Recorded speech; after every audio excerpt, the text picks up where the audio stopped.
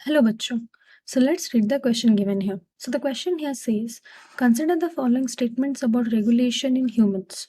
Point 1. In summer, we sweat profusely, causing evaporative cooling, brings down the body temperature. Point 2. In winters, we shiver, which is an exercise that produces heat and raises the body temperature. और इन दो statements के ऊपर हमें एक correct option को choose करना है. तो पहले हम देखेंगे कि हमारे पास इस क्वेश्चन का की कॉन्सेप्ट क्या होना चाहिए. तो इस क्वेश्चन का जो की कॉन्सेप्ट यहाँ पे होगा हमारे पास, दैट विल बी अडेप्टेशंस. तो अगर हम यहाँ पे पहले देखें तो हमारे पास यहाँ पे ए में क्या गिवन है ना, यहाँ पे हमारे पास स्टेटमेंट ए या फिर हमारे पास यहाँ पे जो नंबरिंग गिवन है दैट इज 1, रोमन न्यूमरल्स 1, तो हम यही वही यूज़ करेंगे. तो 1 में क्या गिवन है ना कि समर में हम बहुत ज़्यादा स्वेट करते हैं. तो ये सही बात है. हमारे स्किन पे क्या प्रेजेंट होती है ना, यहाँ पे स्वेट ग्लैंड्स प्रेजेंट होती हैं जो क्या करता है ना, स्वेट का प्रोडक्शन करवाता है. और वही ये क्या करता है, ये स्वेट क्या होता है, ये स्वेट जब हमारे बॉडी से एवापोरेट होता है, ये एक कूलिंग इफेक्ट प्रोड्यूस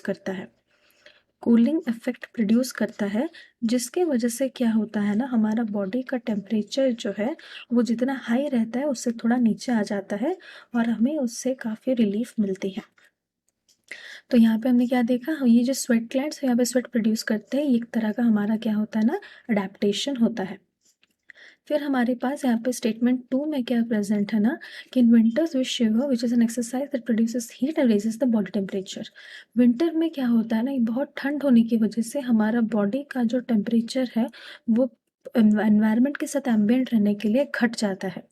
इस वजह से क्या होता है ना, हमको ठंड लगती है, उसके वजह से कि हम कांपते हैं.